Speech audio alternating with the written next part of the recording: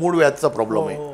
त्याच्यातच अजून एक पुढे गेला समजा तर ते एक बगिंदर होतो। बगिंदर म्हणजे काय झाला का तो दुसऱ्याकडून बाहेर निघतोय, वस्तू तीच आहे पण ते तुमच्या चमडीला कापून बाहेर निघतोय, मग तिकडून रक्त पडतो। मूळ व्याधामध्येच जर रक्त पडायला लागला तर ते बगिंदर झाला। मग आता त्याला कसं बंद करायचं? याचं कारण आहे का तुम्ही रोज सकाळी जाणार त्या टायमाला त्या जागेवर प्रेशर येतो, मग तो सुकतच नाही ना, आणि तुम्ही नेमका तिकडे पाणी लावता आणि तो बगिंदर वाढत जातो। मग त्याच्यासाठी काय उपाय आहे? एक रुमाल घ्यायचा, रुमालामध्ये आहे ना असं एक लहान पानं आहे ना किड्याचं टाकायचं, त्याला लपटायचं, आणि जसं बाहेर लोक सॅनिटरी वेअर लावतात ना का तो काय करतो तिकडे जे जंतू आहेत इन्फेक्शन त्याला काढून टाकतो, इन्फेक्शन काढतो, आणि त्याच्यामुळे तो जो होल आहे ना तो लवकर बंद होतो। आणि तो बंद झाला, तुम्ही 24 तास ठेवले, अच्छा त्याला 3 दिवस तुम्ही ठेवू शकता। तुम्ही आंघोळ करताना बाजूला ठेवा, आंघोळ झाल्यानंतर परत ते ठेवून द्या, 3 दिवसात तुमचं जखम एकदम बंद होतं। मग रक्त निघायला बंद झाला, तो एवढा सॉलिड होतो ना। अच्छा, इन्फेक्शन नसल्यामुळे तो परत जखम वाढत नाही, त्याच्यात ताकद येते ट्रेस घ्यायची।